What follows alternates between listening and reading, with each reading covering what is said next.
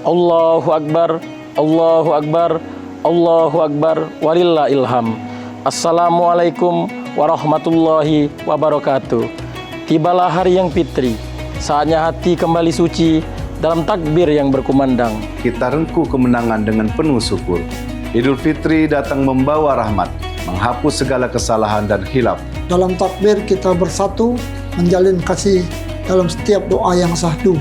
Mari saling memaafkan, bersihkan jiwa, eratkan persaudaraan.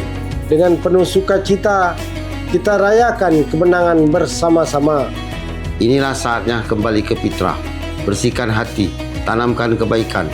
Semoga hidup penuh keberkahan dan langkah kita selalu diberkahinya.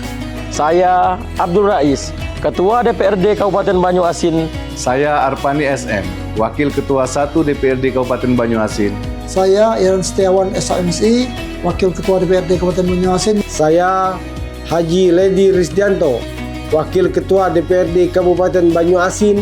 Saya Sofyan Permana, Sekretaris DPRD Kabupaten Banyuasin, mengucapkan Selamat Hari Raya Idul Fitri 1446 Hijriah.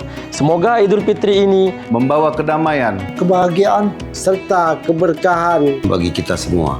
Taqabbalallahu minna wa minkum, syamana wa syamakum. Mohon maaf lahir dan batin. Wassalamualaikum warahmatullahi wabarakatuh.